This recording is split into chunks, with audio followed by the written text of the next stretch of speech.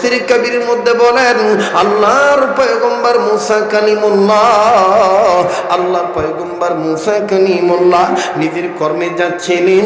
ও বন্ধু, প্রতিমধ্যে কয়েকটা কবর দেখলেন। কবর দেখার পর মুসা কালিমুল্লাহ, আমার বন্ধুরে মুসা কালিমুল্লাহ বুঝতে পারলেন একটা কবরের মধ্যে খুব আযাব বেশি হইতেছে, আযাব হইতেছে, আযাব হইতেছে, আযাব হইতেছে, আযাব হইতেছে। আল্লাহর পয়গম্বর মুসা দাঁড়াইলেন।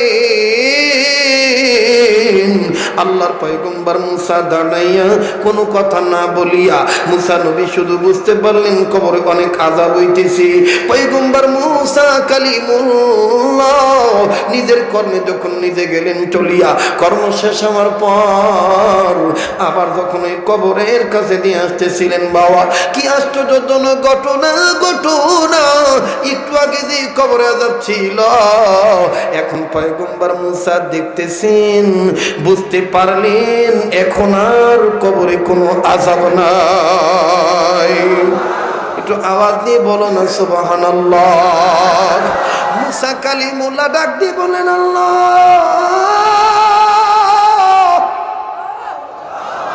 একই কারবার, একটু আগে আযাব দেখিলাম, এখন আর কোনো আযাব নাই। আল্লাহু আকবার। এ বন্ধু, মুসা কালিমুল্লাহ এই কবরে যখন আযাব দেখলেন, আবার যখন দেখলেন আযাব নেই, আল্লাহর পয়গম্বর মুসা দাঁড়াইলেন। আল্লাহকে বললেন, আল্লাহ একটু আগে আমি কবরে আযাব দেখছি, এখন কেন আযাব নাই? নাই নাই। আল্লাহর পক্ষ থেকে জবাব আসলো, মুসা এই কবরওয়ালা তুমি জিগাও না, এই কবরওয়ালা তোমার উত্তর দিয়ে দিবে। অনেক লম্বা কথা সংক্ষেপ করে দিলাম বাবা। দেখেন মাদ্রাসার ছাত্রদের জবানের কত দাম, তাদের পায়ের নিচে ফেরেশতারা পাখা বিছায়া দেয়। আল্লাহ পাক তাদেরকে কি পরিমাণ ভালোবাসে। বাবাজি, বাবাজি, মুসা কালিমুল্লাহকে আমার আল্লাহ ডাক দিয়ে বলেন, মুসা রে এই লোকটাকে তুমি জিগাও না, এই লোকটার কবরে কেন আযাব নেই? এবার আল্লাহর পয়গম্বর মুসা ডাক দিয়ে বলেন, কবরওয়ালা রে তোমার কবরে কেন আযাব নেই? একটু আগে তোমার কবরে আযাব ছিল। কবরওয়ালা ডাক দিয়ে বলেন, আমার পয়গম্বর মুসা আপনি যা দেখেছেন তা নয়, মিছা, তা সবটাই হাসা। শুনে নেন, শুনে নেন, শুনে নেন, আমার ইন্তেকালের সময় আমি তো আমার বিবির গর্ভে একটা সন্তান রেখে আসছিলাম। তবে মুসা পয়গম্বর কালিমুল্লাহ, আমি বড় গুনাহগার, আমি বড় বদকার ছিলাম, আমি বড় গুনাহগার, আমি বড় বদকার ছিলাম। আমার এই পাপ নিয়ে আমি কবরে আসছি। আর আমার ইন্তেকালের সময় আমার বিবির গর্ভে একটা সন্তান রেখে আসছিলাম। ও পয়গম্বর মুসা কালিমুল্লাহ, আমার বাচ্চারা যখন বড় হইছে, আমার বাচ্চারা যখন কথা বলা শিখছে, আমার বাচ্চারা কথা বলা শেখার পর আমার বিবি আমার বাচ্চাটাকে নিয়ে মাদ্রাসায় ভর্তি করে দিয়েছি। মাদ্রাসার হুজুর আমার বাচ্চাটাকে সর্বপ্রথম সবক পড়াইছি, বিসমিল্লাহির রহমানির, পড়েন, বিসমিল্লাহির রহমানির।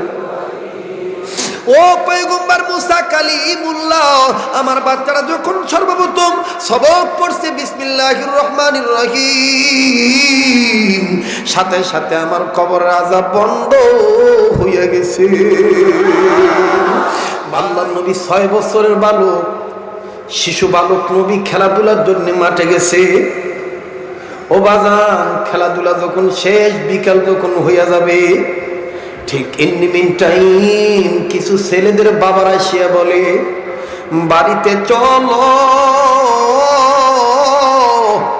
তোমাদের মা তোমাদেরকে নিয়ে যাইতে বলছে।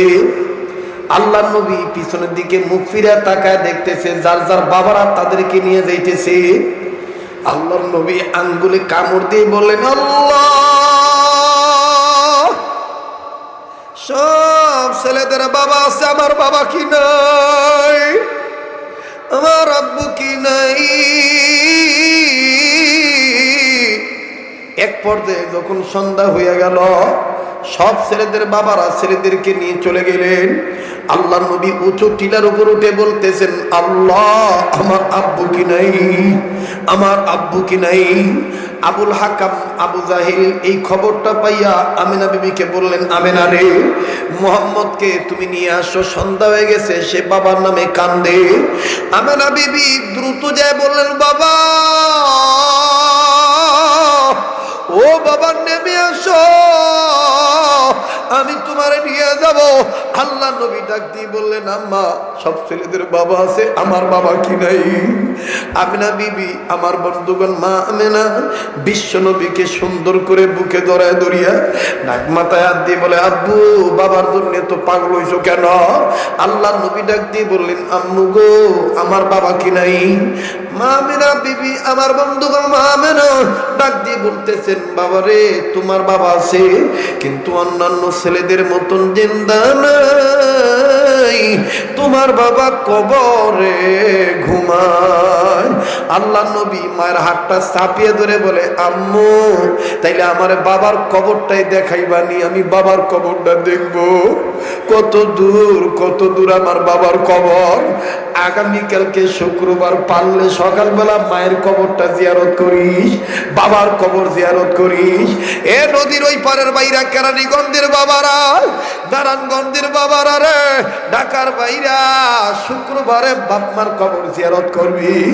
আর এক শুক্রবার পর্যন্ত বাপমার কবরে আযাব মাফ হইয়া যাবে। ভাই খুব খেয়াল করে কথাগুলো শোনা চাই। আব্দুল্লাহর পুত্র মুহাম্মদ ডাক দিয়ে বললেন, আম্মা আমি আমার বাবার কবর দেখব, আমি আমার বাবার কবর দেখব। মা আমেনা আমার বন্ধুগণ শ্বশুর আব্দুল মুত্তালিবের কাছে নিয়ে গেল, ডাক দিয়ে বলে, দাদু ভাই আমি আমার আব্বুর কবর দেখব। সংক্ষেপ কথা লম্বা কথা সংক্ষেপ করে দিলাম, পারমিশন দিয়ে দিলেন, যাও তোমার মায়ের নিয়ে তোমার বাবার কবর জিয়ারতে যাও।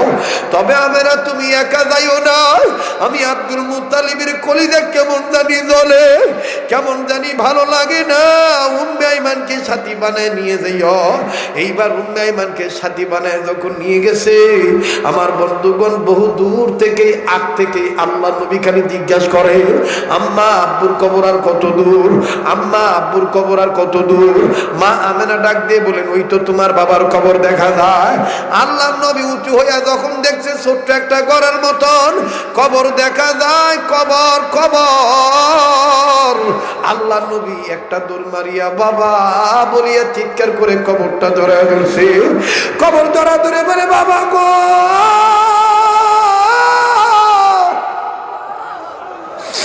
সব ছেলেদের বাবারা কুলে নেই, তুমি কি আমারে কুলে নিবা না, তুমি কি আমারে চুমু খাইবা না। ও আব্বা আব্বা আব্বা বলে কান্দি। মুসলমান বাইরে ওই সময় আব্দুল্লাহ বলতেছিল, আল্লাহ তুমি আমার কবর ভাঙ্গা দাও, আমি আমার এতিম পোলাটারে কোলে নিব। ভাই আল্লাহ নবী মুহাম্মদ যখন এইভাবে কাঁদতেছিল, যত পথচারী ছিলেন সমস্ত পথচারীরা দাঁড়ায় গেছে। কে কান্দে রে, কার ছেলে রে? দেখে বলে, আমার নাম মুহাম্মদ। এটা কার কবর? বলে, আমার বাবার কবর। তুমি তোমার বাবারে দেখো নাই? আল্লাহ নবী বললেন, না আমি আমার বাবারে দেখি নাই, আমি আমার বাবার কবর দেখতে আইছি। আমার বন্ধুগণ সকলেই থমকে দাঁড়ায় দাঁড়ায় বাচ্চা মুহাম্মদের কান্নায় কাঁদতেছে। এত সুন্দর চেহারা রে, কত সুন্দর চেহারা। হঠাৎ করে একজন ইহুদি পণ্ডিত যখন দেখলেন ভিড় জমে লোকেরা দাঁড়ায় রয়েছে, ইহুদি পণ্ডিত কয়, কি হয়েছে, কে তুমি বাবা? বলে, আমার নাম মুহাম্মদ। বলে, এই কবর কারো? বলে, আমার বাবা আব্দুল্লাহর কবর। বলে, তুমি কার সাথে আইছো? বলে, আমার মা আমিনার সাথে। বলে, কই তোমার মা আমিনা? বলে, ওই জায়গায় দাঁড়া রয়েছে। ইহুদি পণ্ডিত ডাক দিয়ে বলে, সর্বনাশ, শিগগিরই বেগে যাও। বলে, কেন? বলে, আমার জাতি বাইরে পাইলে তোমারে হত্যা করে মেরে ফেলে দিবে। ইহুদি পণ্ডিত আমেনা ডাক দিয়ে বলে, আমেনা বিবি জলদি করে তোমার মুহাম্মদকে নিয়ে তুমি ভেগে যাও, নাইলে তোমার মুহাম্মদের ক্ষতি হয়ে যাবে। আমিনা বিবি বলতেছেন, ভাই আপনিও তো তাদের একজন, আমার মুহাম্মদকে দেখে এত মায়া করার কারণ কি?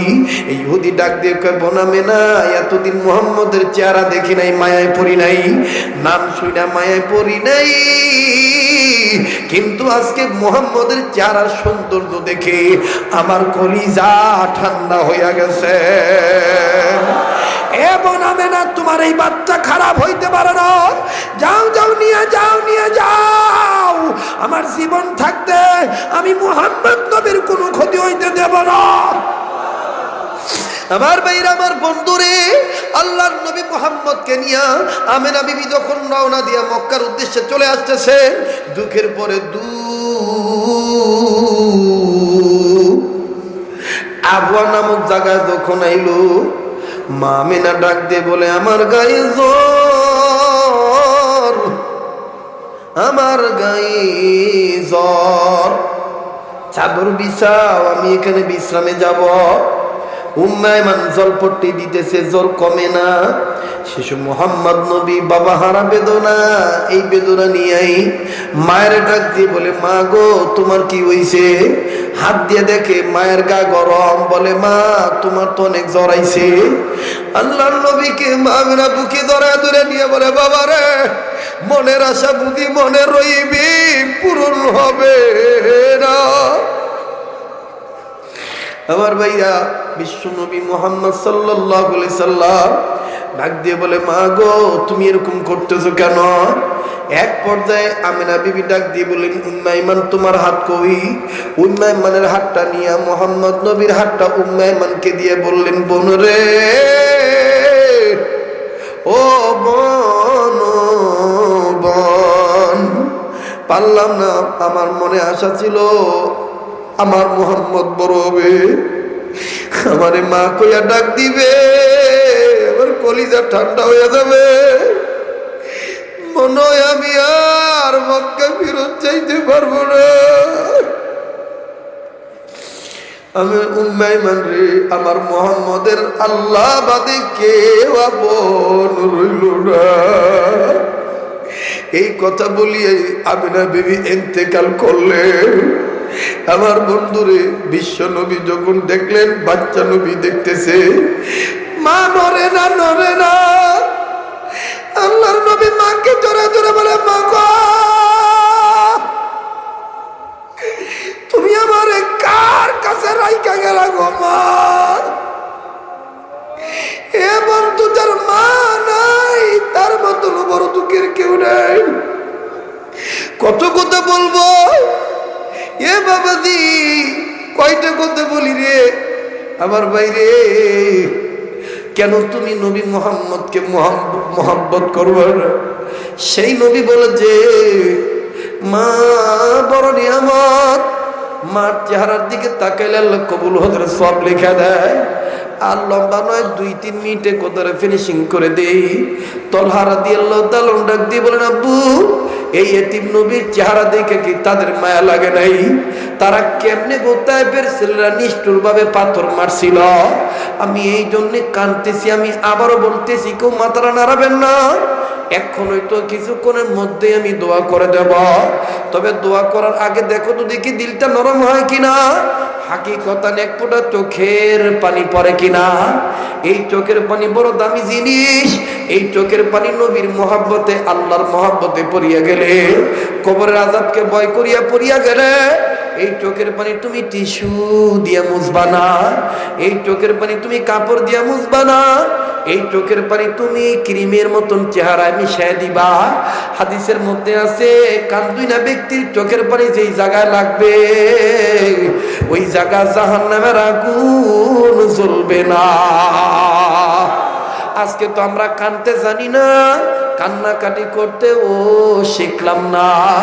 মুসলমান বাইরে মোহাব্বত করে, মায়া করে আরেকবার বলেন না আল্লাহ, আবার বলেন না আল্লাহ, হয় নাই, আরেকবার বলেন আল্লাহ। এবার হযরতে তোলা ডাক দিয়ে বলেন, আব্বু আপনি আমার হাতটা ছাইরা দেন, আমি আমার নবীর কাছে যাই, আমি আমার কলিজার দিলের কথাটা নবীরে খুইলা বলি সুবহানাল্লাহ। দেখ যুবক, 12 বছরের পোলার মধ্যে কি প্রেম, কি ইত্তেবা, কি অনুসরণ, আর তোর আমার মধ্যে কি অনুসরণ হইয়া গেল। হযরতে তালহা রাদিয়াল্লাহু তাআলা ছাইরা দিলেন বাবা। এবার হযরতে তালহা একটা দৌড় মারিয়ে বিশ্ব নবীর কাছে দাঁড়াইলেন।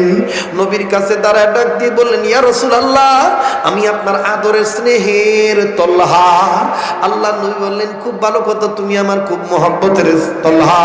হযরতে তালহা ডাক দিয়ে বললেন, নবী গো, আমি আপনাকে খুব ভালোবাসি। আল্লাহ নবী মৃদু হেসে দিয়ে বললেন, মাশাআল্লাহ, ভালো কথা। হযরতে তালহা ডাক দিয়ে বললেন, ইয়া রাসূলুল্লাহ, আমি আমার জীবনের চাইতে আপনাকে বেশি ভালোবাসি। আল্লাহ রাসূল বলেন, আর কিছু বলবা নাকি, বলো। এবার হযরতে তালহা ডাক দিয়ে বলেন, নবীজি, প্রমাণ চাইলে প্রমাণ দিতে রাজি আছি। আল্লাহ নবী ডাক দিয়ে বললেন, আরো কিছু বলো, বড় ভালো লাগে। আল্লাহু আকবার। মুসলমান ভাইরা আমার, বন্ধুগণ, কোন দিকে নজর নেই। হযরতে তালহা ডাক দিয়ে বলে, নবী গো, শুধু আমার জীবনের চেয়ে বেশি নয়, ওই যে আমার বাবা বড়া দাঁড়া রইছে, হুজুর, ওই যে আমার বাবা বড়া দাঁড়া রইছে, ওই জন্মদাতা বাবা বড়ার চাইতে আমি আপনাকে বেশি ভালোবাসি। কারণ আপনাকে ভালোবাসার মাধ্যমে আল্লাহ রাজি খুশি। আমি আমার বাবার চাইতে আপনাকে বেশি ভালোবাসি। আল্লাহ নবী বললেন, তাই নাকি? বলে, হ্যাঁ তাই। প্রমাণ চাইলে প্রমাণ দিতে চাই। আল্লাহ নবী বললেন, তোমার কোমর ওইটা কি দেখা যায়? হযরতে তালহা ডাক দিয়ে বলেন, ইয়া রাসূলুল্লাহ, আমার কোমরে ছোট্ট একটা খঞ্জর ধারালো তরবারি।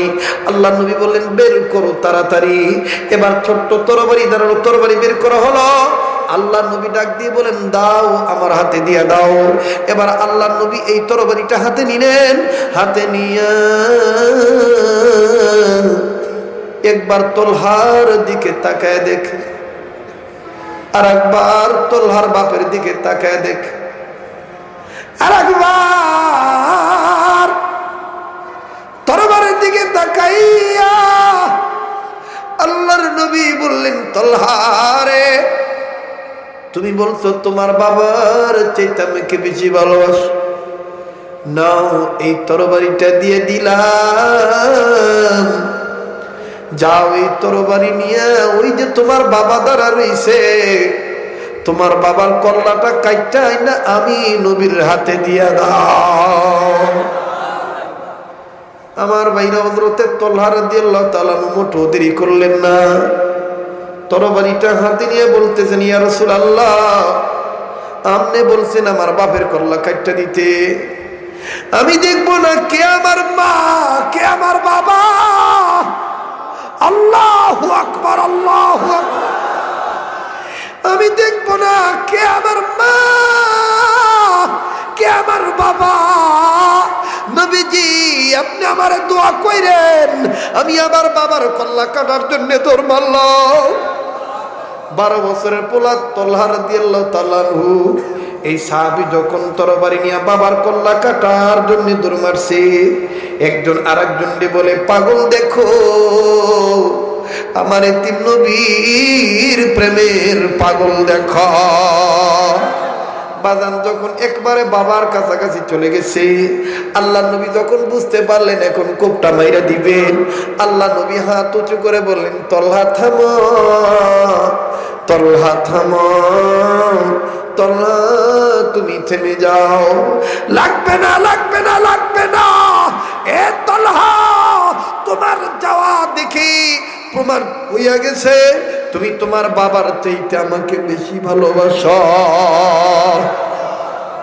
মুসলমান ভাইরা আমার, হযরতে তালহা থেমে গেলেন। কষ্ট চাপবে না, 2-3 মিনিটের কথা ফিনিশিং দিয়ে দিই বাবা। হযরতে তালহা রাদিয়াল্লাহু তাআলা আনহু থেমে গেলেন। আল্লাহ নবী হাত উঁচু করলেন, হাত উঁচু করে বললেন, তালহা তুমি আমার বুকে আসো, তুমি আমার, আমি তোমার, তুমি আমার, আমি তোমার। কুল ইন কুনতুম তুহিব্বুনাল্লাহ ফাত্তাবিউনি ইউহিব্বুকুমুল্লাহ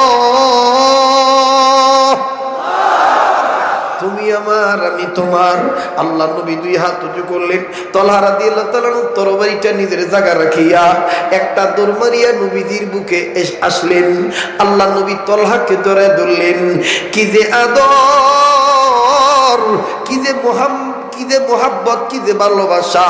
আল্লাহ নবী তলহার পিঠের উপরে হাতটা বুলাইয়া বুলাইয়া তলহাকে ডাক দিয়ে বলতেছেন, তলহা তুমি আমার, তলহা তুমি আমার, তলহা তুমি আমার।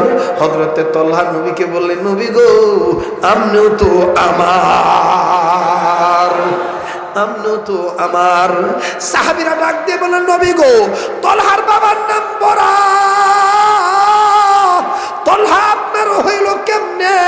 তলহার পক্ষে নবী বললেন, এরা সাহাবীরা তলহার বাবা কই কই? তলহার বাবা বরা রাদিয়াল্লাহু তাআলা ডাক দিয়ে বললেন, এই তো আমি বরা আপনার কাছে আছি। লাব্বাইক ইয়া সাদিক ইয়া রাসূলুল্লাহ। আল্লাহ নবী বললেন, বরা রে তোমার তলহার কথার প্রতি উত্তর আমি বলছি তোমার তলহা আমার।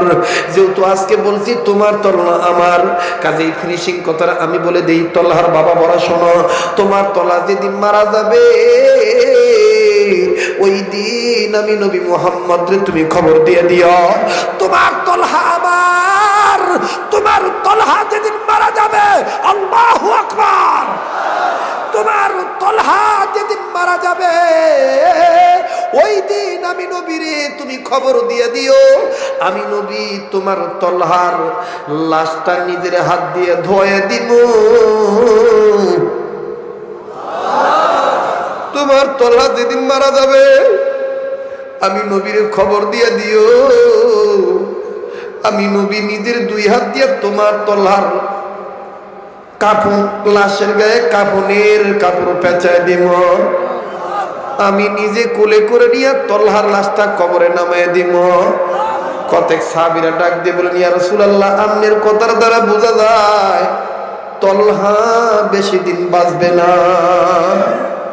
ভিন্ন দিক দিয়ে তলহা রাদিয়াল্লাহু তাআলা আল্লাহকে বলতেছেন, আল্লাহ তাড়াতাড়ি মালাকুল মউত পাঠাইয়া দিও, আমি আমার একদিন নবীর বরকতের হাতের গোসল চাই। আমরা আজকে বলতে চাই, কাদিয়ানীরা মুসলিম, এই মুসলিম ঘোষণা পাইতে যাইয়া যদি রক্ত দিতে হয়, আল্লাহ তুমি দেরি কইরো না, আমাদের রক্তের বিনিময়ে আল্লামা শাহ আহমদ শফির স্বপ্ন বাস্তবায়ন করো, তাও কাদিয়ানীদেরকে এই দেশে ঠাঁই দিও না। মুসলমান ভাইরা রে আমার, কোনো দিকে নজর নাই, কোনো দিকে খেয়াল নাই। কিছুক্ষণের মধ্যে তো আমি দোয়া করে বিদায় হয়ে চলে যাব।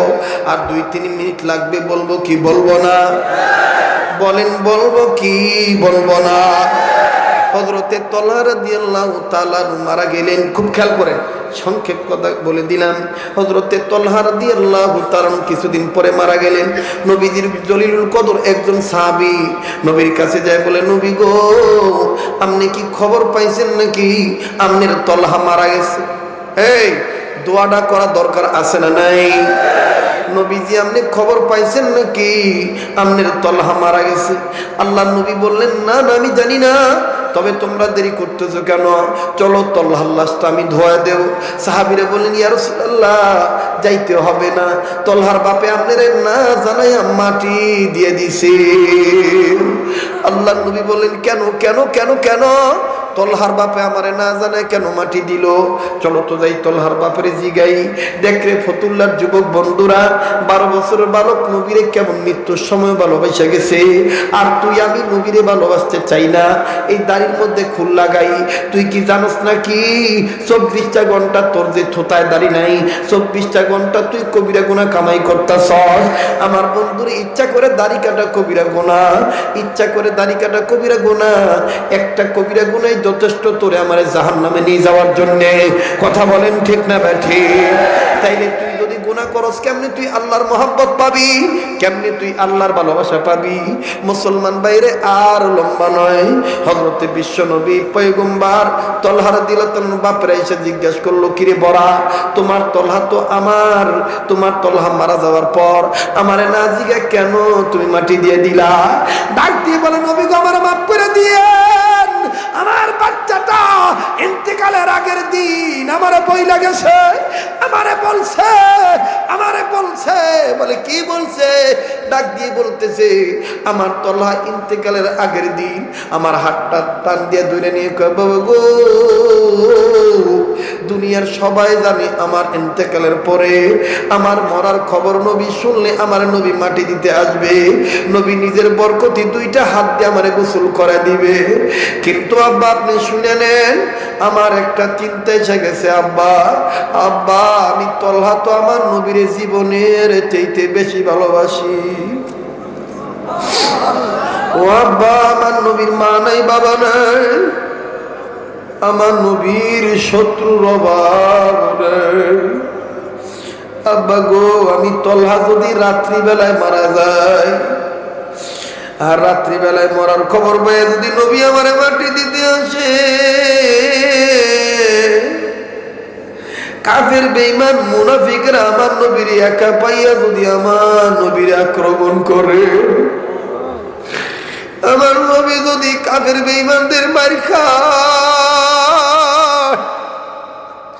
আমি তলহা আমার নবীর কোন মুখ দেখাবো? তাই বলি আব্বা, আমি দিনের বেলায় মারা গেলে নবীর খবর দিন, রাত্রি বেলায় মারা গেলে আমার নবীর খবর দেওয়ার দরকার নাই। আল্লাহ নবী বলেন, তোমার তলহা আমার এত ভালোবাসে? বলে হ্যাঁ, অনেক ভালোবাসে। আল্লাহ নবী বললেন, কই তলহার কবর কই? বলে ওই তো তলহার কবর। আল্লাহ নবী ডাক দিয়ে বলেন, আমারে লইয়া চলো। এবার তলহার কবরের কাছে যাইয়া আল্লাহ নবী বলতেছেন, আল্লাহ, এই তলহা আমার, এই তলহা আমার, এই তলহা আমার। যুবক, একটা জিনিস তুই চিন্তা করে দেখ, এই যে তুই দাড়িটা কাইটটা যদি তুই মইরা যাস, আর নবী যদি তোরে দেখা কয় তুই আমার উম্মত না, তাইলে তোর কি উপায় হইয়া যাইব? কাজেই তুই আর দাড়িটা কাটবি না। এই দাড়িটা নিয়ে কবরে যদি যাইতে পারস, এই একটা সুন্নতের বরকত আল্লাহ তোরে মাফ করে দিতে পারে। নবী তোর তোতা এই লম্বা দাড়ি দেখা বলতে পারে, উম্মত তুমি আমার, উম্মত তুমি আমার।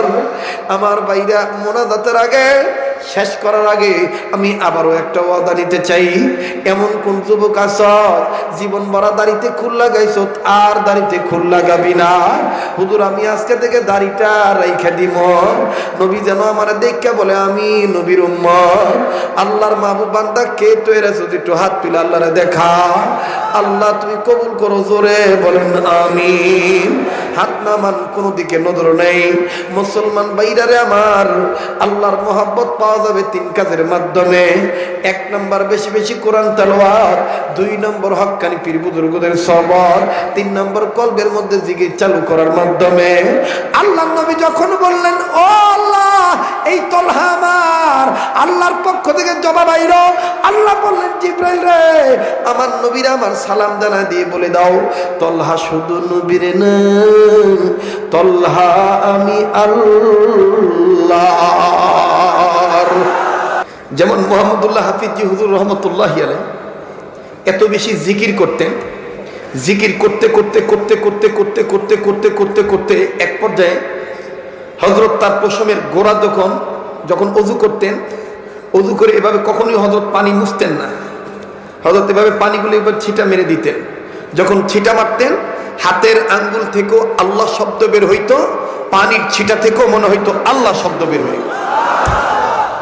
শুধু তাই নয়, হাফিজি হুজুর রহমতুল্লাহি আলাইহি যখন ঘুমাইতেন, চোখ ঘুমাইতো, কিন্তু ঠোঁট দুইটা পুটপুট পুটপুট পুটপুট করে নড়তেই থাকতো, এবং জিব্বার মুখের ভিতর থেকে জিব্বা নড়তো, টাস টাস করে বাড়ি খাইত, আর আল্লাহ আল্লাহ শব্দ বের হইত।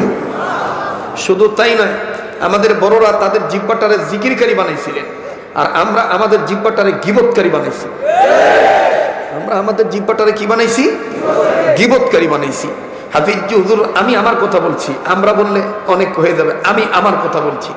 আমি আমার জিব্বাটাকে গীবতকারী বানিয়ে ফেলাইছি। কিন্তু দেখেন আমাদের আকাবেররা তাদের জিব্বাটাকে কি করে জিকিরকারী বানাইছিলেন।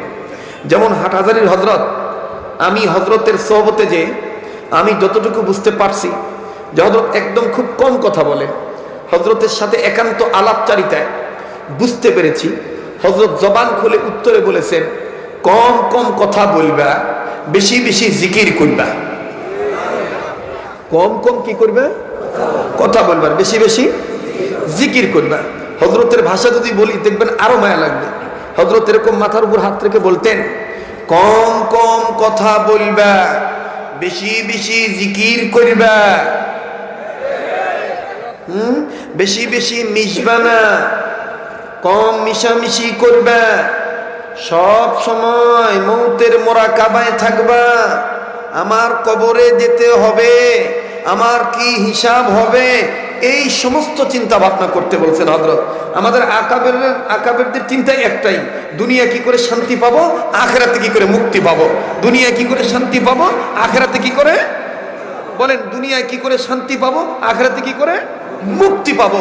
দুনিয়াতে যদি শান্তি পেতে চাও আল্লাহর গোলাম হয়ে যাও, দুনিয়াতে যদি শান্তি পেতে চাও কি হয়ে যাও, আল্লাহ, বলেন আল্লাহ গোলাম হয়ে যাও।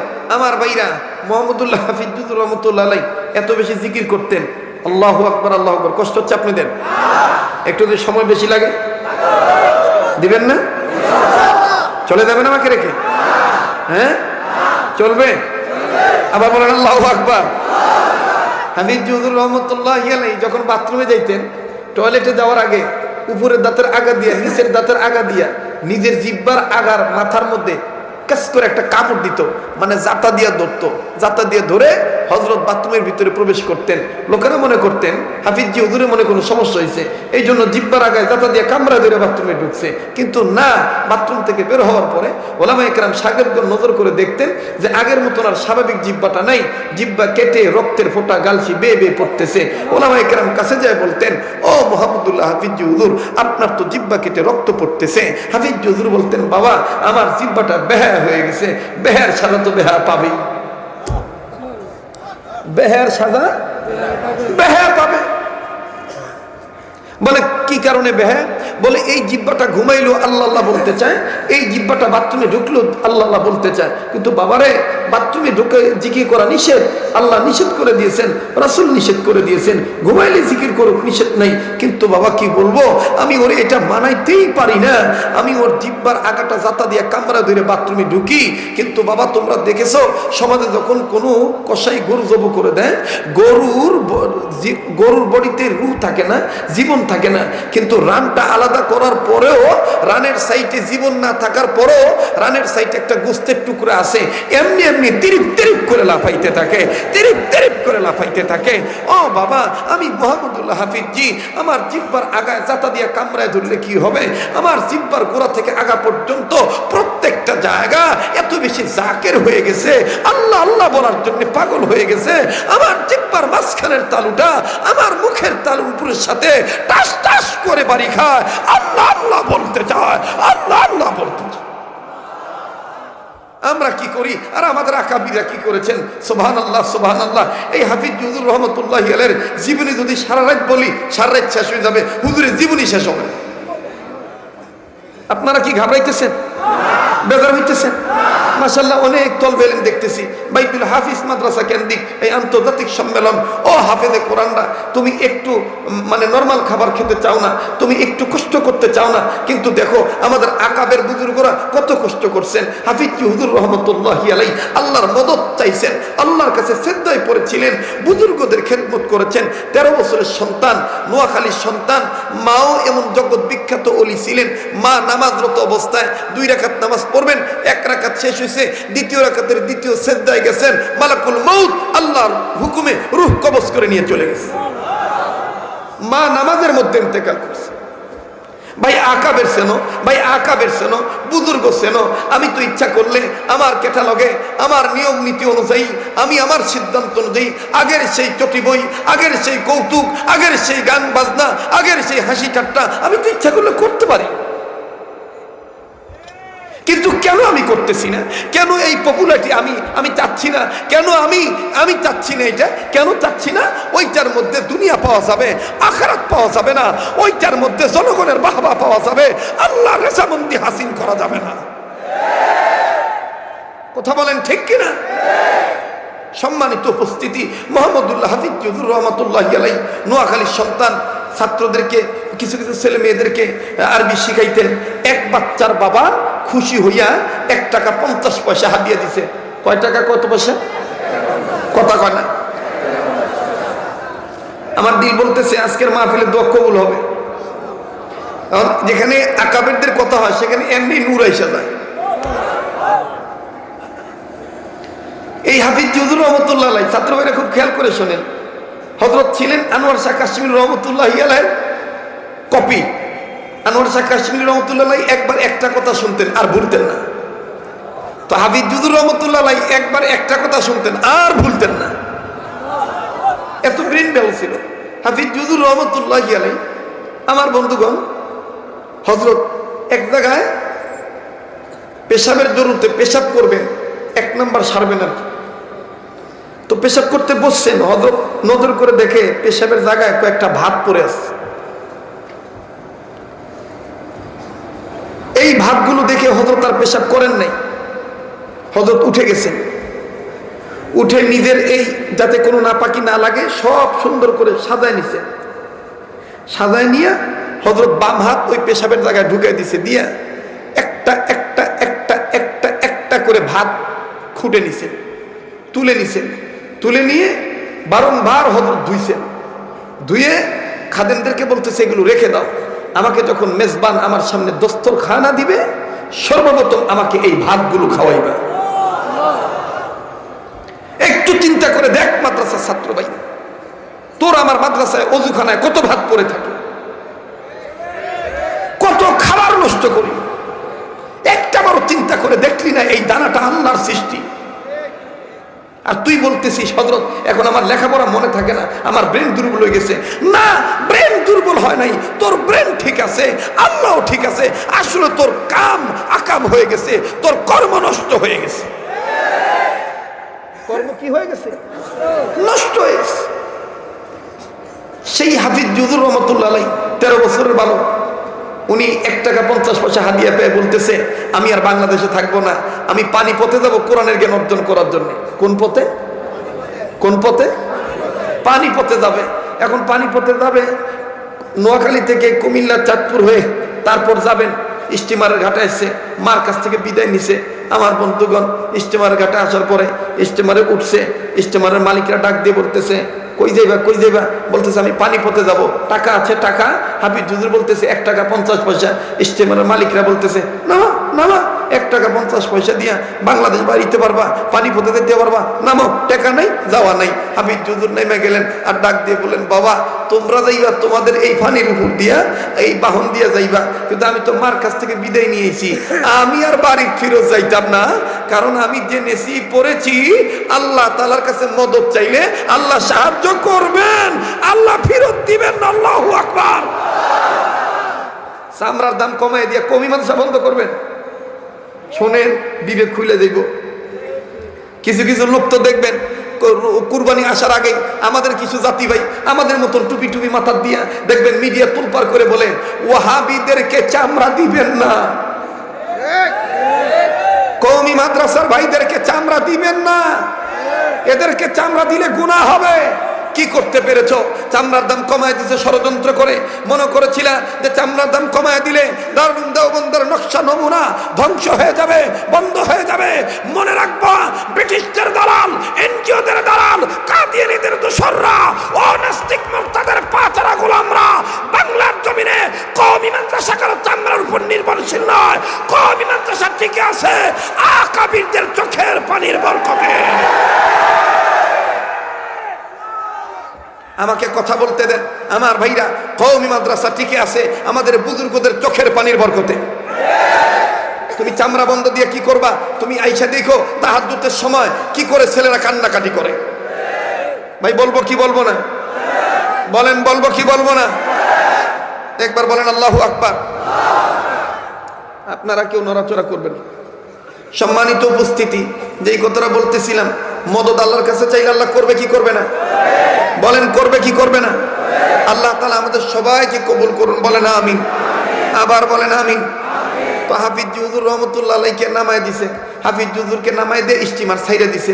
হাফিজ হুজুর লোকজনকে জিজ্ঞাসা ভাই পানিপথে গেলে কি এই নদীর উপরে দিয়ে এই রাস্তা দিয়েই যায়? কয় হ্যাঁ এই রাস্তা দিয়েই যায়। হাফিজ হুজুর বলতেছেন ওনারা তো চলে গেলেন পেট্রোল চালিত বা কেরোসিন চালিত বা ডিজেল চালিত ইঞ্জিন দিয়ে এই বাহন চলে গেলেন। আল্লাহ তুমি যে আমাকে দুইটা পাও দিছো, বাহন নামক পাও নামক বাহন, আমি এই বাহনের উপর ভর করিয়া করিয়া তোমার নামের জিকিরি করিতে করিতে পানিপথে যাব। কেমনে নিবা তোমার ব্যাপার, কেমনে নিবা? ওমান ইয়াতাওয়াক্কাল আলাল্লাহি ফাহুয়া হাসবু, আল্লাহু আকবার। হযরত রওনা দিছেন, দেখেন বিপদের শেষ নাই। কি ছাত্র ভাইরা কষ্ট হচ্ছে তোমাদের? আমার এখন দায়িত্ব এইটা, আকাবিরদের ক্যানভাসারি করা।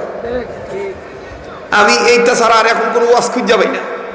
এই জন্য অনেক মানুষ বলে যে শরীয়তপুরি ওয়াজ ভুলে গেছে, শরীয়তপুরি দিয়ে আর ওয়াজ হইব না, শরীয়তপুরি দিয়ে ওয়াজ না হোক, আকাবিরদের ক্যানভাসারি হইলেই সব যথেষ্ট। কারণ কাল কিয়ামতের মধ্যে আমি বিশ্বাস করি বিশ্বনবী যখন জান্নাতে যাবে সাহাবীদেরকে নিয়ে জান্নাতে যাবেন, সাহাবীরা যখন জান্নাতে যাবেন সাহাবায়ে কেরাম সাহাবীদের অনুসারীদেরকে নিয়ে জান্নাতে যাবে, অনুসারীগণ যখন জান্নাতে যাবে এমনি ভাবে যাইতে যাইতে যাইতে যাইতে যাইতে যাইতে যাইতে আউলিয়া কেরাম জান্নাতে যাবেন, খাজা মাইনুদ্দিন চিশতি রহমাতুল্লাহ জান্নাতে যাবেন, বড় পীর আব্দুল কাদের জিলানী জান্নাতে যাবেন, হুসাইন মাদানী রহমাতুল্লাহ জান্নাতে যাবেন, হাকিমুল উম্মত মুজাদ্দিদুল মিল্লাত আশরাফ আলী থানভী রহমাতুল্লাহ জান্নাতে যাবেন। আমার বন্ধুগণ, আমার ভাইরা, তখন আমাদের বুজুর্গরা, আমাদের আকাবেররা অবশ্যই অবশ্যই আমাদেরকেও রেখে ইনশাআল্লাহ জান্নাতে যাবেন না। আল্লাহ তাআলা কবুল করুন, বলেন আমিন। তো মুহাম্মদুল্লাহ হাফিজ হুজুর রহমাতুল্লাহ যাইতেছেন, বিপদের শেষ নাই। কোথা থেকে যেন একটা কুকুর আইছে, কুকুর এসে হুজুরে খাবলা দিয়ে এত দূর একটা কামড় দিছে, কামড় দিয়ে গোস্ত ছিঁড়ে নিয়ে গেছে, পায়ের গোস্ত ছিঁড়ে গেছে, রক্ত গল গল করে পড়তেছে। হযরত কাঁদতেছেন আর বলতেছেন আল্লাহ আমার রক্ত পড়তেছে, মালিক মালিক আমি তো নিয়ত করেছি কোরআনের জ্ঞান অর্জন করার জন্য, কোরআন শিক্ষার জন্য আমি বের হয়েছি, আমি আর ফিরত যাব না আল্লাহ। এলাকার লোকজন দেখতেছেন ছোট্ট বাচ্চাটা 13 বছরের বয়স, কত সুন্দর চেহারা, এই ছেলেটা রক্ত পড়তেছে। এলাকার মুরব্বীরা কাছে এসে বলতেছে কি হয়েছে বাবা, কি হয়েছে তোমার, কি হয়েছে? হাফিজ হুজুর বলতেছেন কাকা আমাকে কুকুর কামড়াইছে। এলাকার লোকেরা বলতেছে সর্বনাশ, কে কোথায় আসো, শিগগিরই এদিকে আসো, যার কাছে যা আছে সব এক জায়গায় করো, এই মুহাম্মদুল্লাহ রে এখনই পানিপথে পাঠাইতে হবে, কারণ কুকুর কামড়ানোর ইনজেকশন পানিপথেই হাসপাতাল আছে, বিকল্প অন্য কোনো জায়গায় হাসপাতাল নাই। বিপদ দিয়া রহমত শুরু, বিপদ দিয়া এবার টান্দা টান্দা টাকা পয়সা সব এক জায়গায় করছে। তো এলাকায় কিছু সুনাইতা মৌলবী থাকে না, সুনাইতা মৌলবী বুঝেন, ঠেডা জুতের মাতবর, মানে পুরা গ্রামের মধ্যে ফেস লাগায় থুয়ে দেয়, একবারে বাউয়ের কাজ, মানে একবারে গুছাই না কাম। ফট করে একটা সুনাইতা মাতবর ডাক দিয়ে কইতেছে টাকা পয়সা হইলে কি হবে, ডিসির তো পারমিশন নাই। ডিসি কথা কয় না, ডিসি পারমিশন নাই। এমন লোকেরা বলতেছে ও তাহলে ডিসি সাহেবের পারমিশন লাগবো না, ডিসি সাহেবের কাছে নিয়ে গেছে। ডিসি সাহেব হাফিজ হুজুরের চেহারা নূর দেখে, শোনেন হাজী আমদাদুল্লাহ মুহাজির মক্কি রহমাতুল্লাহ বলেন যে এমদাদিয়া তরিকায় যারা দাখিল হবে সুন্নতের আমলের বরকতে তাদের চেহারার মধ্যে আল্লাহ পাক একটা মদিনাওয়ালার নূর দিয়ে দেয়, মদিনাওয়ালার একটা ছাপ থাকে। সুন্নতের উপর যারা আমল করে তাদের চেহারা দেখলে অটোমেটিক একটা মায়া লাগা যায়, সুবহানাল্লাহ বলেন। তো হাফিজ হুজুর রহমতুল্লাহি আলাইহি আমার বন্ধুগণ, উনি সুন্নতের উপর আমল করতেন, আল্লাহ ওনার মর্যাদা বাড়ায় দিছে, আল্লাহ ওনার মর্যাদা বাড়ায় দিছে। আমার ভাইরা, এবার তখন হাফিজ হুজুর রহমতুল্লাহকে কোলে করে নিয়ে ওই ডিসি সাহেবের কাছে গেছে। ডিসি সাহেব দেখেই মায়া লেগে গেছে গা, একবারে সিল সাপ্পর মাইরা দিছে, টিকিট ভিসা আগাম ব্যবস্থা করলো কেনা। হ্যাঁ আরো বলবো, কষ্ট হচ্ছে আপনাদের, চলবে বলবো তাহলে আবার বলেন আল্লাহু আকবার। এবার কথা সংক্ষেপ, ট্রেনে উঠছেন, হযরত দেখতেছেন হাফিজ হুজুর বলেন যে হাসপাতাল দূরে মাদ্রাসা আগে। ট্রেনের জানালা দিয়া যখন মাদ্রাসা দেখলাম তখন আমার মনটা চায় নাই যে আমি হাসপাতালে যাই, কিন্তু আবার চিন্তা করলাম যে আমি যদি হাসপাতালে চিকিৎসা না নেই আমার ফেরে তো কুকুরের বাচ্চা হইব, আমার লাইফটা তো নষ্ট হয়ে যাবে। অতএব দরকার নাই, আগে চিকিৎসা হোক, এরপর আমি মাদ্রাসা যাবনি, কারণ চিকিৎসা নেওয়া তো সুন্নত, চিকিৎসা নেওয়া সুন্নত। মুসলমান ভাইরা আমার, এইবার মুহাম্মদুল্লাহ হাফিজ হুজুর রহমতুল্লাহ আলাইহি চিকিৎসা, ভাই এই আপনারা কথা বলেন কেন?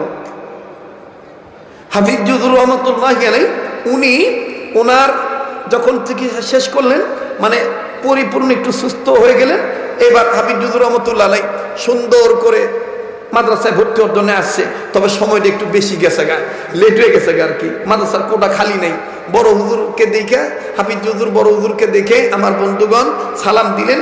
বড় হুজুর জিজ্ঞেস করলেন, বাবা তুমি কোথার থেকে আইছো, কোন দিক থেকে আইছো? হাফিজ হুজুর বলতেছেন, হযরত हमारा नाम মোহাম্মদুল্লাহ হুয়া। কোথার থেকে আইছো? বলে বাঙ্গাল সে আয়া হ্যাঁ। কিউ কে লিয়ে আয়া হ্যাঁ? বলে আমি এখানে পড়ালেখা করার লিগে আইছি।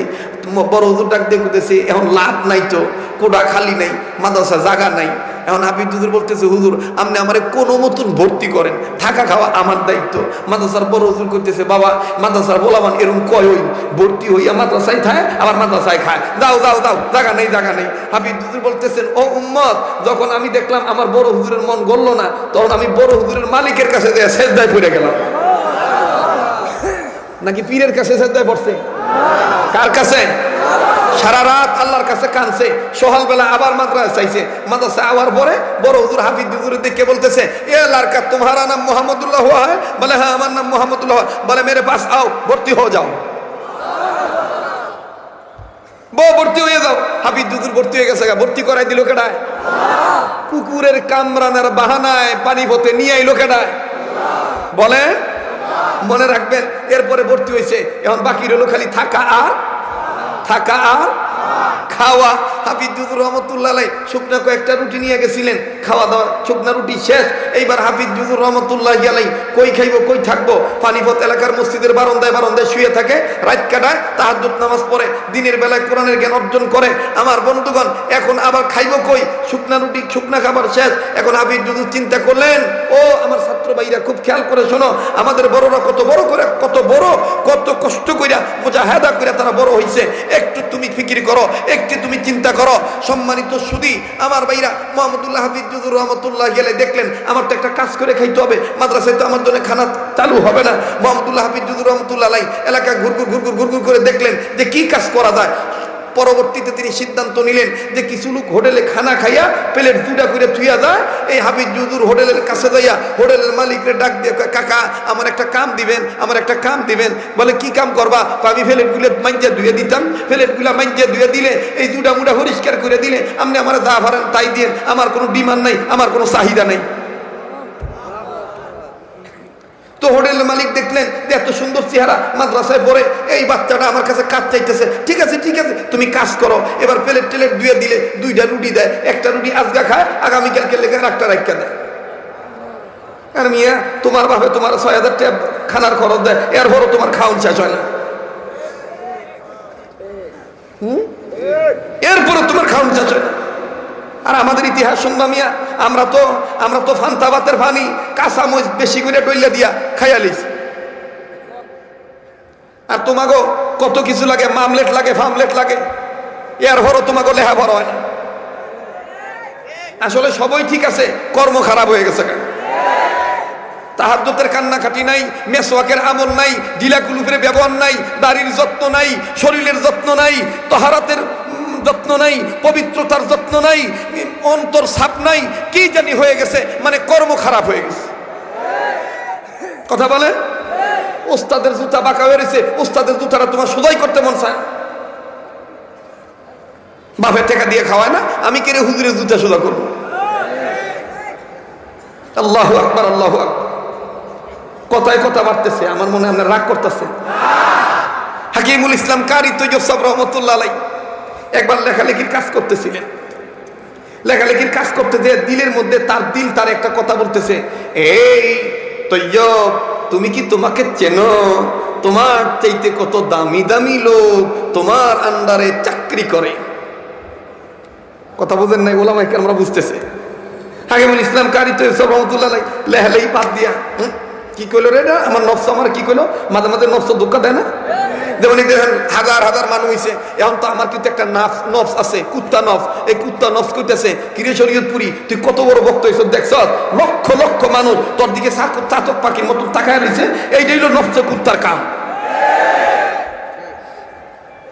এইটাই হলো নফস কুত্তার কাম। আর এই নফস কুত্তাকে যারা দমন করতে পারে না, তারাই অহংকারের চাদর গায়ে দেয়, তারাই আকাবিরদের সাথে বেয়াদবি করে, তারাই মুরব্বীদের সাথে বেয়াদবি করে।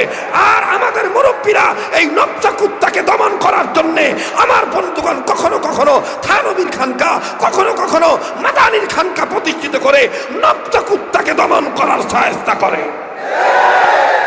এই জন্য থানবী রহমতুল্লাহ বলেন, তুমি দাওরা পাশ করেছো, দাওরা পাশ করার পরে এই তোমাদের কি হয়েছে এখানে, পিছনে যাও, যাও যাও, এই পিছনে যাও, যাও যাও,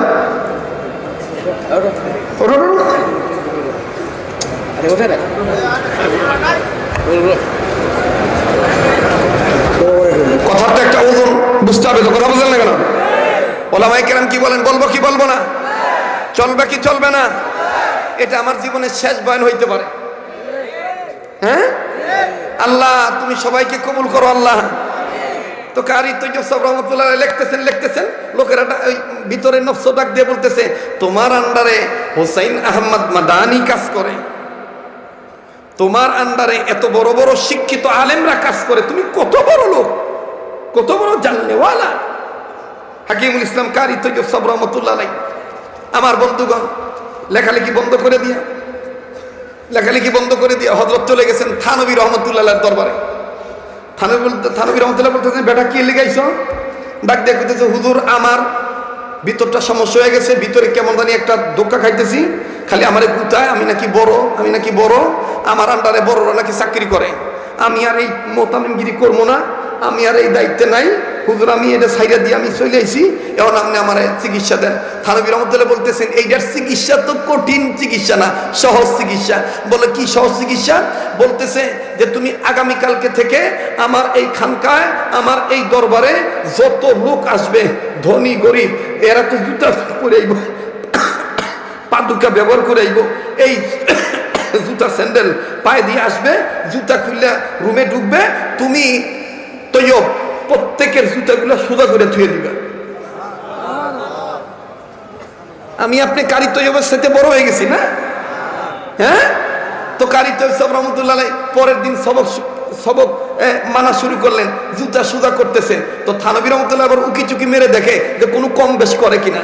তো হাকিমুল ইসলাম কারি তৈয়ব রহমতুল্লাহ আমার বন্ধুগণ কয়েকটা জুতা একটু বাঁকা করে আছে, আর কয়েকটা জুতা অনেক সোজা। তো থানবী রহমতুল্লাহ বলতেছেন, বাবা এই জুতা বাঁকা আর ওই জুরা সোজা কারণ কি? কয় হুজুর এইটার মধ্যে কাদামাদি ফেক ধুলামালি, আর ওটি পরিষ্কার জুতা, পরিষ্কার দিয়ে সোজা করে রাখছি, আর এটি বেহা করে রাখছি। কয় এই বেহা জুতাতে সোজা করো নাই, এইটাই তোমার নফস কুত্তার,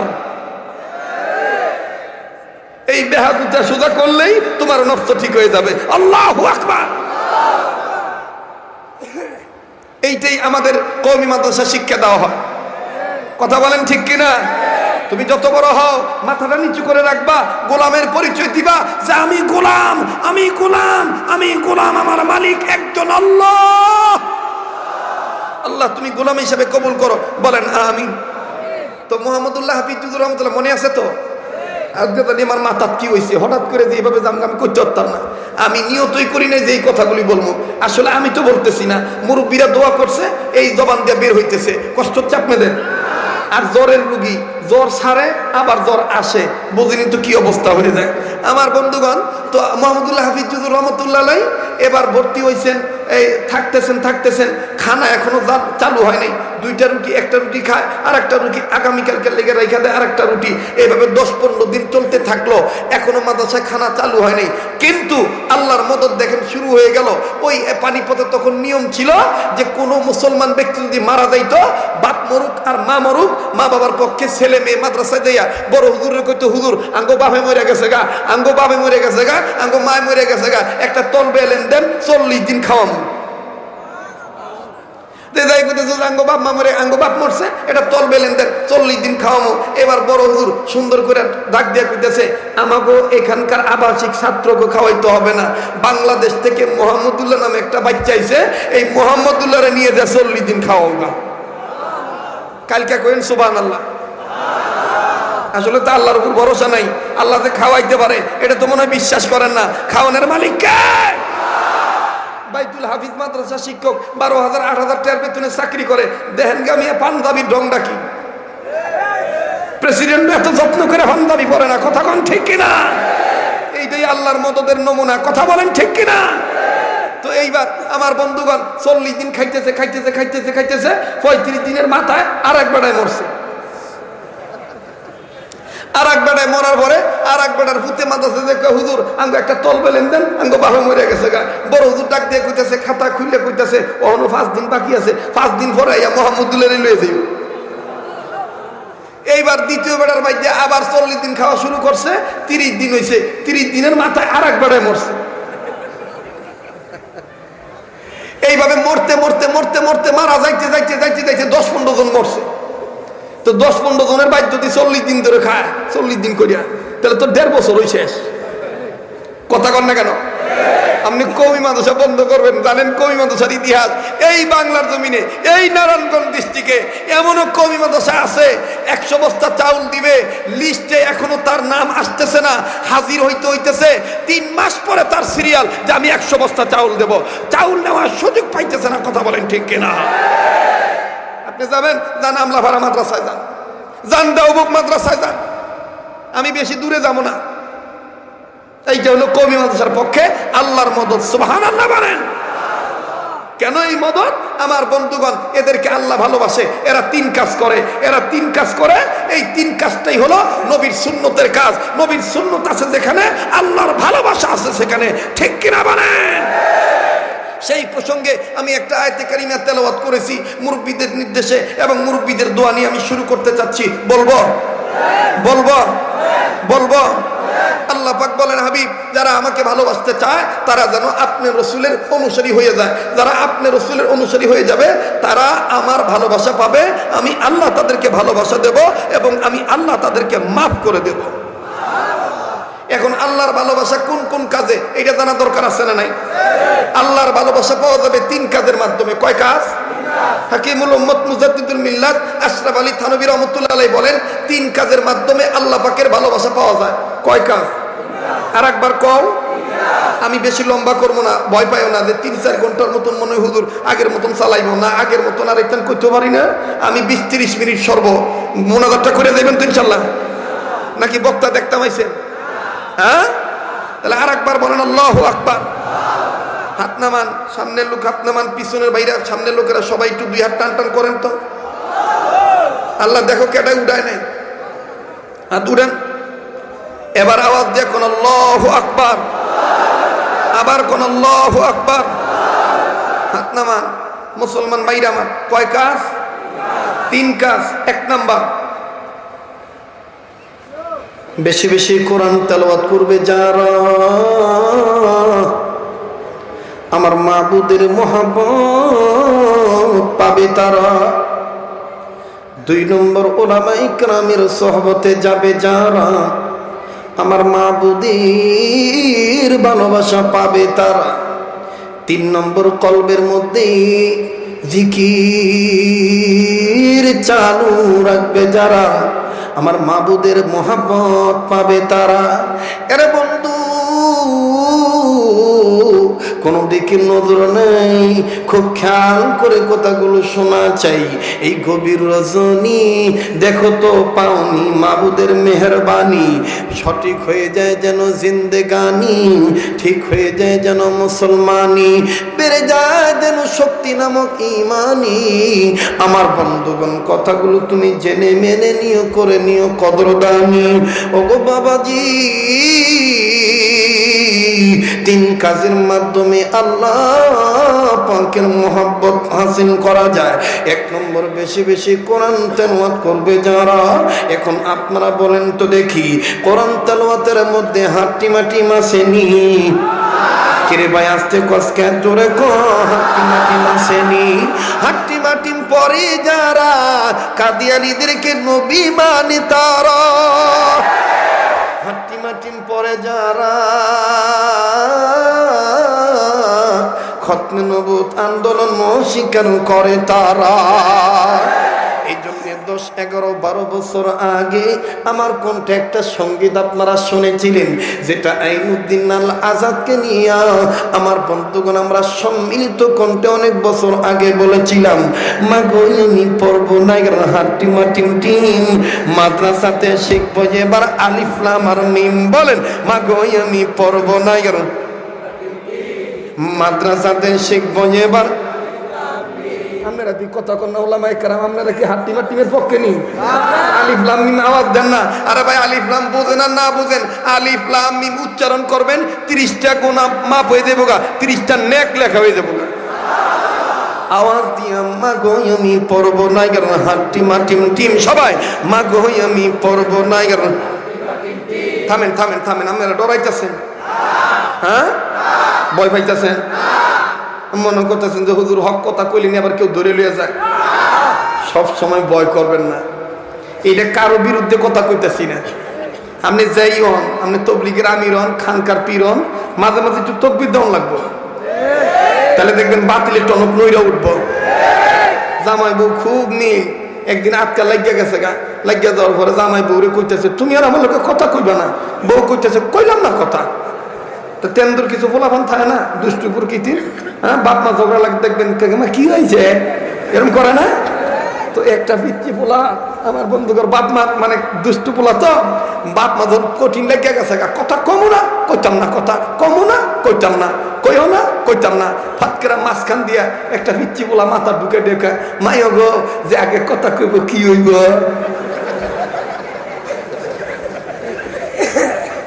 যে আগে কথা কইব তা কি হইব। এই কথা যখন কইছে মায় ফুক করে হাসি দিয়ে দিছে। মায় আসলে কি হইব, বাবা এবার ডাক দিয়ে কইতেছে কথা কইতাম না, মায় কইতেছে আমিও কইতাম না। এক পর্যায়ে হঠাৎ করে মহিলা ডাক দিয়ে কইতেছে তোর বাপের করে দিস যাই আগে কথা কইব, হেলার মশারি টাঙ্গাই দিতে হইব। বেডি কইতেছে কথাও কইতাম না, মশারি টাঙ্গাইতাম না। আলা বোঝেন ফতুল্লার মতন এলাকা যদি মশারিও না টাঙ্গায় আর কয়েল যদি না ধরাই উভয় আছে।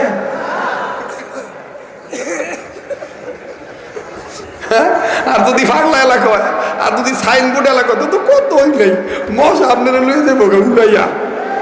কথা কন ঠিক কিনা? তো ডাক দিয়া কইতেছে কথাও কইতাম না, মশারিও টাঙাইতাম না। আচ্ছা ঠিক আছে, জামাই বউ দুজনে নিয়ত করছে কথাও কইতাম না, মশারিও টাঙাইতাম না। সোরা বেটা আবার এই ঝগড়া হুন্যা লাইছে। সোরাই হুন্যা কয় এক সপ্তাহ ধরে চুরি করুম, জুত পাই না জুত পাই না। আজকে যখন জামাই বউ দুজনে কইতেছে কথা কইতো না, তাহলে আজকে আমি চুরি করে জুত পাবো রে। নিয়ত করে বেড়া কাটটা শীত কাটটা যখন চুরি করার লেগে মাথা ঢুকাইছে চুরি করবো আর কি। বেটি কিন্তু দেখছে এটা চোর, দেখ কইতাম না তো কইতাম না কইতাম না কইতাম না কইতাম না তো কইতাম না কইতাম না কইতাম না। বেড়ায় যখন আরো 2 ভাগের 3 ভাগ আরো হান্দায় দিছে, ঢুকছে আর কি। পুরাপুরি যখন ঢুকছে আমার বন্ধুগণ আমার ভাইরা এইবার বাপে খসর মসর আওয়াজ শুনবে, কিরি কার আওয়াজ, এইটা সুর রে। আঙ্গো এক কথা কয় না, মশারি টানার ডরে। সুরে আমার সম্পদ চুরি করে লয়ে গেলে হ্যাঁ জ্বলবো করতে নেই, এটা তো আর হ্যাঁ বাহের বাড়ির সম্পদ না। কষ্ট করে গামের গাম পানি বানায় আমি না কষ্ট করছি, জাগা জাগা একদিন না হয় বউর কাছে একটু ছোট হইলাম, মশুরি টাঙ্গাই দিলাম, কথা আগে কইলাম, তাতে কি আসে যায়। কিন্তু আমার এই কষ্টের অর্জন করা সম্পদ আমি বিসর্জন দিতে দেব না, আমি চোরা বাড়া রাতে দিব না। এই মিয়া ব্রিটিশ খেতাব আন্দোলন করেছেন কাসেম নানুতুবি, আমার বন্ধুগণ হোসেন মাদানি ইংরেজদের বিরুদ্ধে আন্দোলন করে এই দেশে ইসলাম প্রতিষ্ঠিত করেছে, কওমি মাদ্রাসার চেরাগ প্রদীপ জ্বালাইছে। কাজেই আমরা তবলিগের আমির, আমরা খানকার পীর, আমরা রাজপথের বীর হয়ে আমরা হুঙ্কার দিয়ে জানিয়ে দেব, এই রক্ত ঢেলে দেওয়া ইসলাম নামক তাজা গাছকে আমরা শুকায় মরে যেতে দেব না। কোন নাস্তিক মুরতাদ কাদিয়ানীদের হাতে আমরা ঈমান নামক সম্পদ চুরি হতে দেব না, চুরি হতে দেব না, চুরি হতে দেব না।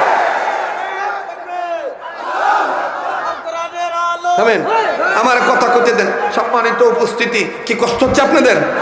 তো কাজী একটু স্লোগান, একটু আওয়াজ দিতে হবে যে আমরা গোলাম খান। আবার বলেন গোলাম খান। আওয়াজ দিয়ে আর একবার বলেন আল্লাহু আকবার। আবার বলেন আল্লাহু আকবার। কাজেই হাট্টিমা টিম টিম নাকি আলিফ লাম মিম? আমনের পোলারে আমনের মায়েরা ইঞ্জিনিয়ার বানাইবেন, ডাক্তার বানাইবেন, নিষেধ নাই, কিন্তু প্রথম 5ম শ্রেণী পর্যন্ত কোরআন হাদিসের শিক্ষা দিয়ে দেন। এটাই হাজারি হযরতের নির্দেশ, অন্য কিছু না। আমার বন্ধুগণ, আলিফ লাম মিমের শিক্ষা দরকার আছে না নাই? এই জন্য আওয়াজ দিয়ে বলতে হবে মা গো আমি পড়ব না টিম টিম, মাদ্রাসাতে শিখবো যে মা গো আমি পড়ব না। আরে কয় না দিরে কাই ঘুমে ধরছে নাকি? মা গো আমি পড়ব না, মাদ্রাসাতে শিখবো যাবার জোরে, মাদ্রাসাতে শিখবো যাবার ইম্মা গো আমি পড়ব না হাট্টিমা টিম টিম মাদ্রাসাতে শিখব যাবার মাগো আমি পড়ব এবার আলিফ বাতাসা স্কুল কলেজে যেসব হয় না শেখা মাগো আমি পড়ব এবার আলিফ বাতাসা স্কুল কলেজে যেসব হয় না শেখা মাগো আমি পড়ব আবার মাগো আমি পড়ব আবার মাগো আমি পড়ব এবার মাগো আমি পড়ব না হাট্টিমা টিম টিম মাদ্রাসাতে শিখব যাবার জোরে মাদ্রাসাতে শিখব যাবার মিম জরে মাদ্রাসাতে শিখব যাবার আলিফ লাম মিম একটু আওয়াজ দিয়ে বলেন না আল্লাহু আকবার এরে বন্ধু ও দোকানদার ও পাহারাদার ও দুনিয়ার সম্পদে জমিদার ও বন্ধু গুনাহ করে হয়েছে গুনাহগার দেখুন আমার আল্লাহ কেমন গফফার তিন কাজ করবে যারা আল্লাহর মোহাব্বত পাবে তারা আল্লাহর মোহাব্বত পাবে যারা জান্নাতে যাবে তারা জান্নাতে যাবে তারা এরে বন্ধু কোন দিকে নজর নাই মুসলমান বাইরে তিন কাজের মাধ্যমে আমার আল্লাহর মোহাব্বত পাওয়া যায় এক নম্বর কোরআন তেলাওয়াত করবে যারা বেশি বেশি আমার আল্লাহ বলেন ফেরেশতারা রে তেলাওয়াতকারীকে আমি ভালোবাসি এই তেলাওয়াতকারী যখন মারা যাবে আমি আল্লাহ যেহেতু তাকে ভালোবাসি সে মরার পরে হয়ে যাবে জান্নাতবাসী ফাদখুলি ফি ইবাদি বলেন না ফাদখুলি ফি ইবাদি ওয়াদখুলি জান্নাতি বলেন ফাদখুলি ফি ইবাদি ওয়াদখুলি জান্নাতি বলেন কোরআন তেলাওয়াত করা ইবাদত কিনা আবার বলেন কোরআন তেলাওয়াত করা ইবাদত কিনা আরে ফতুল্লাহর বন্ধুরা এইটি মাঠ আগত সমবে তোমার বাপ্পাইরা ও পর্দার মা বোনেরা তোমার বাচ্চাটা নুরানি কায়দা বুকে নিয়া আমপারা খাতে নিয়া তোমার বাচ্চাটা মাদ্রাসায় যায় পড়তেছে বিসমিল্লাহির রহমানির রহিম পড়েন বিসমিল্লাহির বলেন এর দ্বারা আল্লাহ আমার আপনার কবর আযাব মাফ করে দিতে পারে কি পারে না জোরে বলেন পারে কি পারে না যুবক তুমি মোবাইল থাকলে মোবাইলে রেকর্ড করে নিয়ে যাও